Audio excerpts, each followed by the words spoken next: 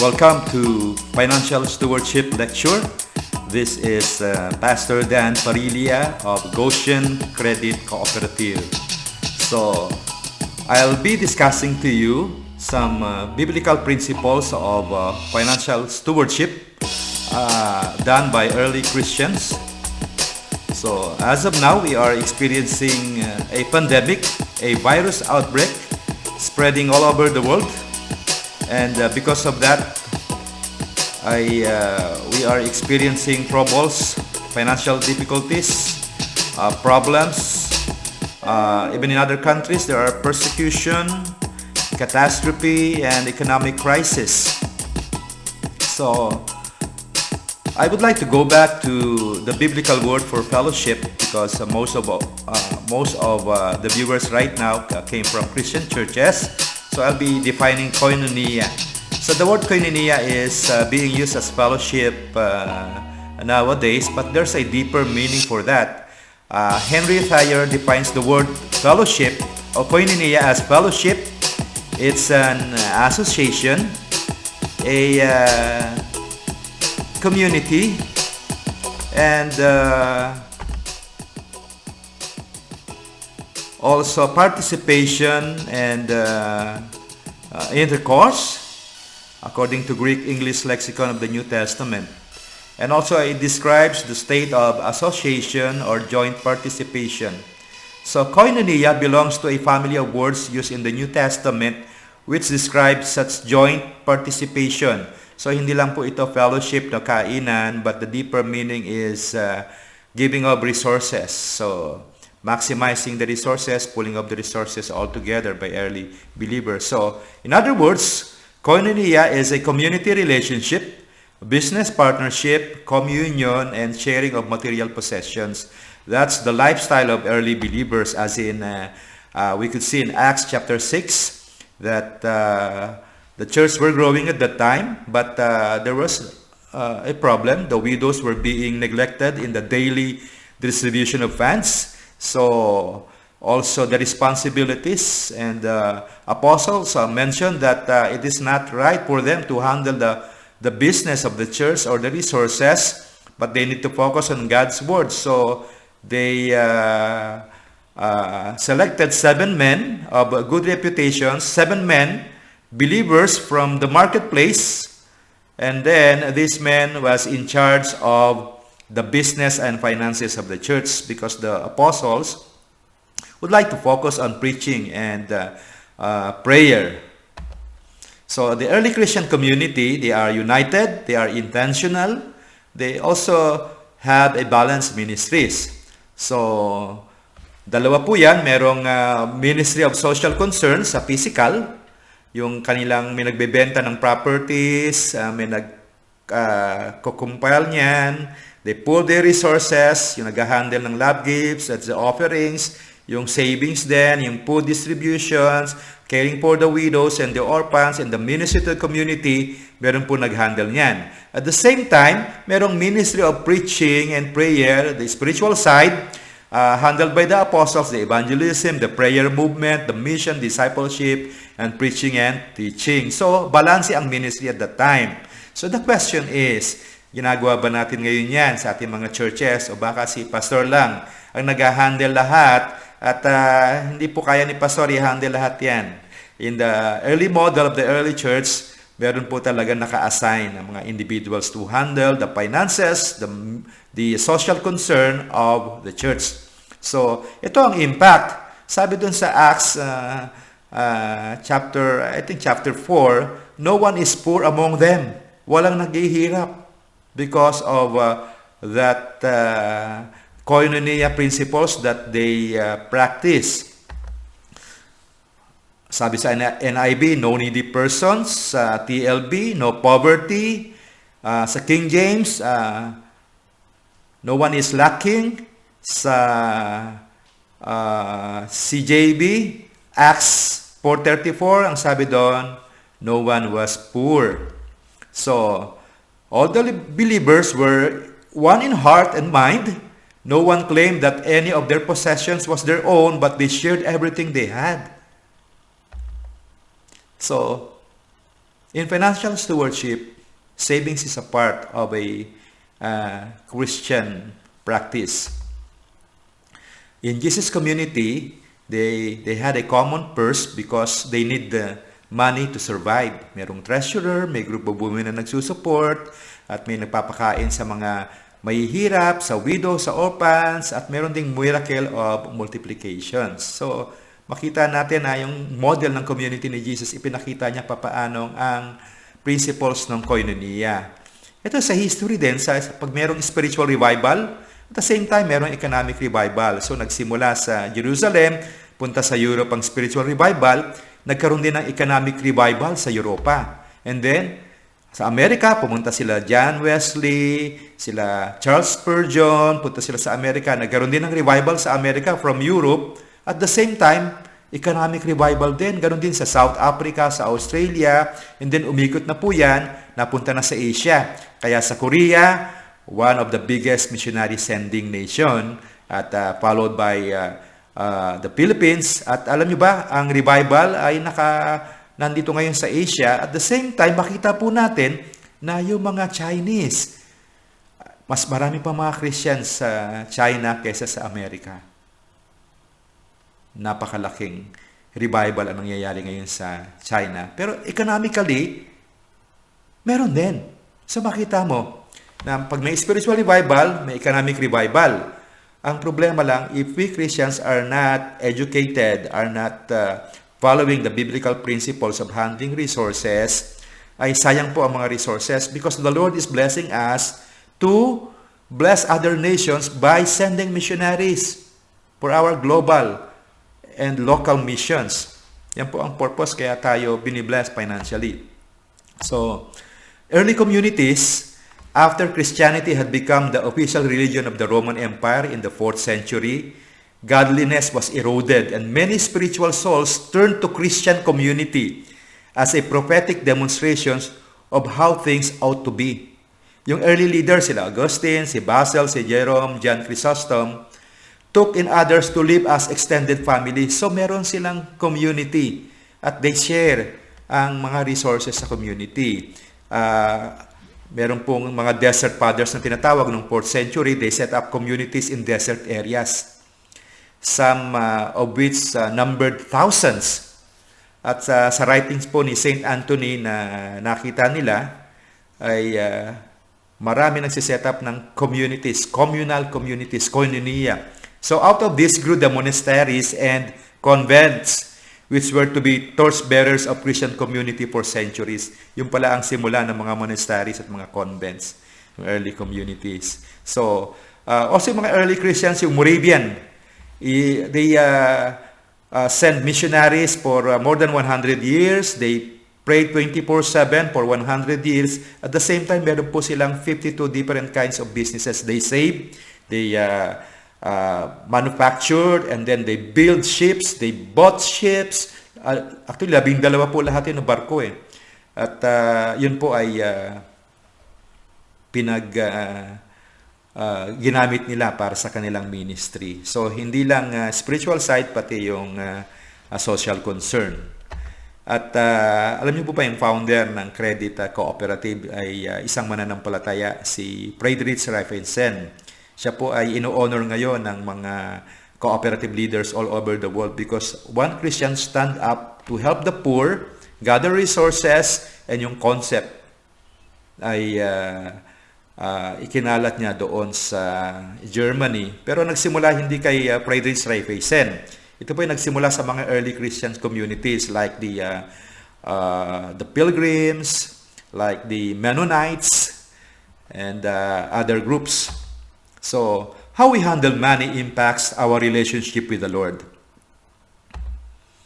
Si Jesus po, he talked much about money. 16 of the 38 parables were connected with how to handle money and possessions. So, in the Gospels, meron pong for every 10 verses, one deal directly with the subject of money. Kaya, biblical po na pag-usapan ang patungkol sa pera. So, sa Luke 16:11, if you have not been trustworthy in handling worldly wealth, who will trust you with true riches? So, the Lord is giving us resources, finances, talents, skills, networks. At ang purpose niyan for us to be good stewards, dahil other than that, meron pong inilaan ng Panginoon sa atin na true riches. So, physical riches lang po yan, meron talagang true riches. Paano daw tayo mapagkakatiwalaan sa true riches kung sa mga temporary riches dito sa lupa ay hindi tayo mapagkatiwalaan. So, be careful in handling resources given by the Lord. So, alam niyo ba na ang saving for the future is biblical? Kapag nag-iipon tayo, nagsisave. Ngayong pandemic, marami ang nagulantang dahil walang savings, walang naipon. Even churches ay hindi natutong mag-ipon. Kaya umaasa tayo dun sa ayuda ng gobyerno. Pero biblically ay tinuturuan tayong mag-ipon din. So not having enough money in the bank is more than a mathematical problem. A lack of saving can also cause significant stress sa family, kayo po mga member ng churches, which can lead to a host of problems. Maraming problema pagka hindi natin na-handle ang ating mga pera at hindi tayo nag-iipon. Ano yung mga problemang yon? Depression, anxiety, pagtaba, weight gain or weight loss, lack of concentration, strained relationships, insomnia, hindi makatulog, substance abuse, addiction, heart disease, relationship problem. Number 1 pong problema ng paghihiwalay ng mag-asawa ay patungkol sa pera. Number 1 cause ng divorce sa Amerika, pera. Pera, pera, pera. So, Proverbs 21:20. Sabi dito, ang taong matalino ay nag-iipon, pero ang mga mangmang ay ginagastos ang lahat ng meron sila.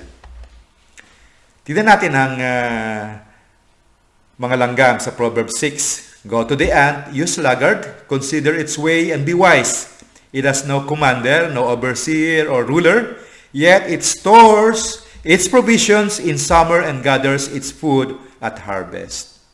So, ehemplo sa atin ng Bible, even ang mga langgam, marunong mag-ipon dahil pag tag-ulan, hindi sila makakalabas. Ngayong pandemic, siguro naiisip natin, marami sa ating hindi naghanda, hindi nakapag-ipon. So what does it mean to save? Saving includes reducing expenses, pababain ang gastusin, and setting aside money, mag-ipon para sa future expenses. Hindi lang sa future expenses, para may pantulong din tayo sa ibang tao. If you are not saving, wala kang resources na pangtulong.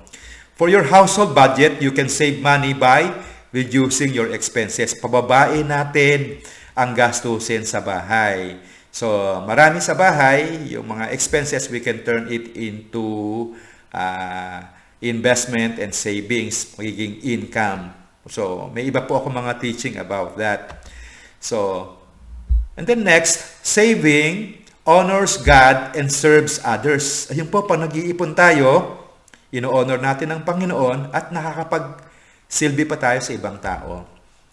Proverbs 19:17, whoever is kind to the poor lends to the Lord, and He will reward them for what they have done. So, ang pagtulong sa kapwa ay nire-recognize ng Lord at merong reward na nakalaan. Pero paano tayo makakatulong kung hindi tayo nagsisave? Amen. So, another issue is procrastination.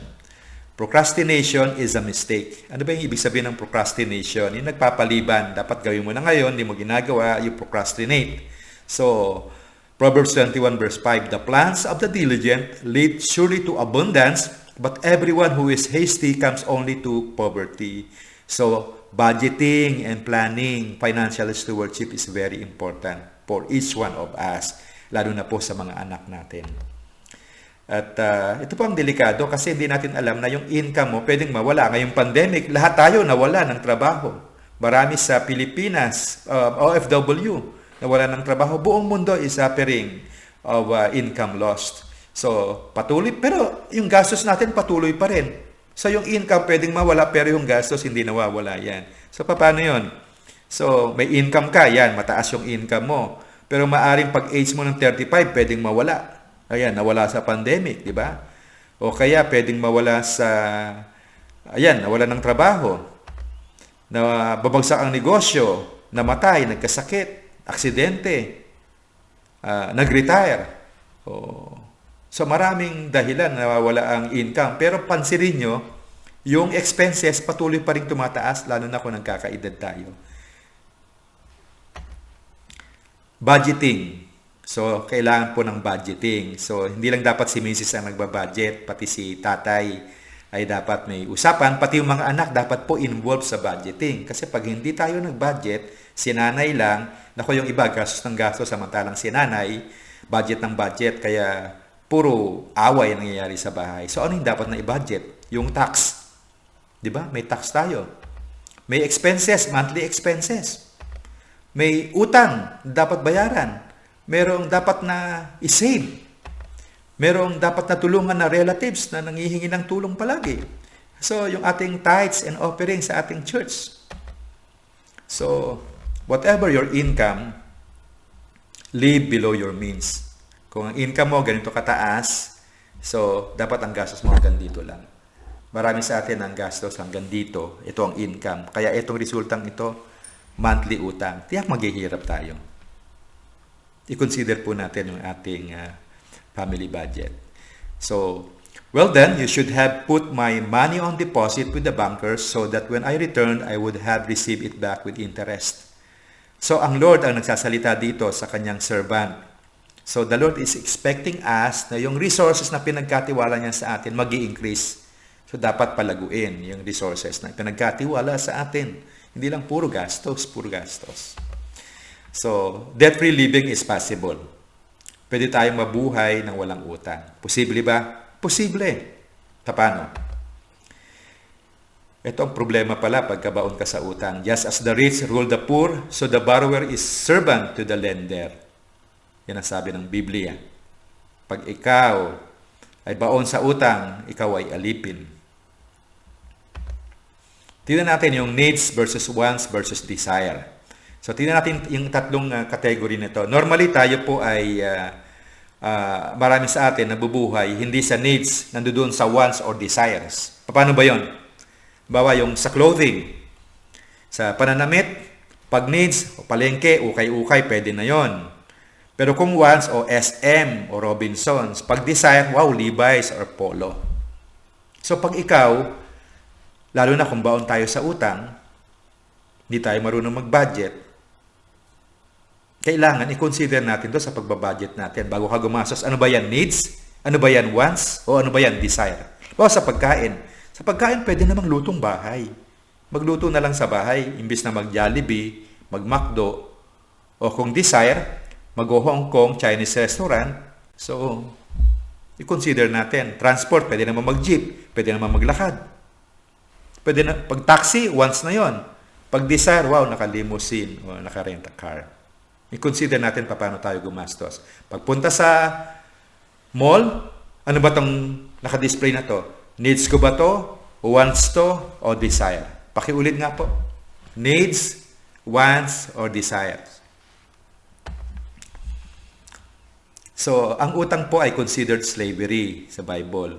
Also considered a curse. Also, pagka baong ka sa utang o umuutang ka, nagpe-presume ka about tomorrow, at also, pag utang ang inaasahan mo, you deny God an opportunity. Imbis na maghimala ang Panginoon, inasahan mo ang utang, ang Bombay, ang 5-6. So, consider natin ang ating ways. Ito po, ang utang at ang savings. Tingnan natin. Pag ang expenses mo ganito kataas, ang income mo ganito, ang resulta po niyan utang. Tiyak maghihirap tayo. Pero kung ang income natin ganito at ang expenses natin ganito kababa, ano po yan? Savings. So, pansinin natin, gano'ng kakalaki gumastos? Kamusta ang inyong monthly budget? Yan. I-trim down natin ang ating expenses. So, paano ba tayo makakalaya sa pagkakautang? May another lecture po ako dyan, pero ito lang po yung mga principles. Una, manalangin tayo makalaya sa pagkakautang, tapos mag-establish ng budget. Ilista yung kung anong meron tayo sa bahay at pwede nating i-turn that into an investment at pwede maging income. Tapos ilista mo rin kung ano yung mga utang mo. At mag-establish ka ng plano paano ka magbabayad. Ano unang babayaran? Yung mas malaking utang o mas maliit? Pag-usapan. Also, additional income. Ano pa yung pwede nating additional income para tumaas yung ating monthly income? At also, be content with what you have. Maging kontento muna. Doon muna tayo sa needs, saka na yung wants. Pag may pera na nakabayad na ng utang, doon na tayo sa wants. O kaya Jollibee, pero Jollibee Hong Kong. Also, consider a radical change in your lifestyle. Kung ang bahay mo ay napakalaki naman, baka pwedeng umupo na lang sa maliit at yung bahay mo paupahan kung baon ka sa utang para may additional income. Mag-change din ng lifestyle. And also, do not give up. Makakabayad ka rin. Tutulungan tayo ng Panginoon. Amen. Pakisabi sa katabi mo, makakabayad ka rin ng utang. So, ano bang benepisyo ng handling money faithfully? Una, more intimate ang fellowship natin sa family, sa ibang tao. Pagbaon tayo ng utang, lumiliit ang ating teritoryo at madalas tago tayo ng tago. Also, it will develop yung ating karakter pagka naging stewards tayo ng pera, and also yung ating finances magiging in order. Sa church, sa aming church, ginagawa po namin to yung church saving program. Kaya ngayong pandemic, yung ibang members namin may nakuhang pera. Dahil kada Sunday service, bukod sa tithes and offering namin, meron po kaming saving program. Kaya pag December, ay naibabalik to sa mga membro. Meron sila. Kahit bata, ay nakakatanggap po ng pera pagkadating ng December. Kasi every Sunday, nag-iipon kami ng, meron kaming sobre na para sa tithes and offering at meron din sa savings. Yung savings, ibinabalik po sa mga members yon. At ang kagandahan na ito, pagdating ng December, si Pastor, meron ding bonus para sa dating ng December kasi portion of that will be given sa tithes and offering. Okay, so halimbawa, every Sunday, meron kang 50 members. Sa church nyo, may 50 members. Meron kayong commitment na 100 pesos per week. So, ito ang mangyayari. 5,000 every Sunday yung 50 members sa 100 pesos. So, monthly, ang church na merong 50 members, meron kayong 20,000 na savings. Pagkaloob ng isang taon, meron kayong 240,000. Kung yearly, hindi nyo dinidistribute yan at yung 240,000 inipon nyo lang, ay anong mangyayari doon? Meron kayong for 10 years, meron kayong 2.4 million o sa 5 years, meron kayong 1 million. Di ba? Yung 1 million, pambili na pang-start na ng negosyo o kaya you can buy equipments or you can buy lots para sa inyong church. Depende po sa program. O you can distribute it back sa inyong mga miyembro. But ang sinasabi ko po, it's okay to have a church saving program sa inyong churches. So, sa ibang school, meron silang kooperatiba, meron silang capital share, at meron ding savings. Nag-start sila ng mga kooperatiba. So, in conclusion, sabi po sa Luke chapter 12 verse 48b, from everyone who has been given much, much will be demanded. And from the one who has been entrusted with much, much more will be asked. So pinagkatiwalaan po tayo ng Lord ng resources. So hini-expect niya po na yung resources na yan magiging good stewards tayo ng resources. So with that, I'm closing my presentation.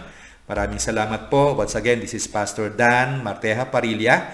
I'm the chairperson of Goshen Credit Cooperative, also an educator of Asian Confederation of Credit Union, also a trainer of NCRL, Philippine Federation of Credit Union. Also, I'm a missionary to Cambodia for several years, and also a pastor, church planter, trainer of Philippine Challenge Inc.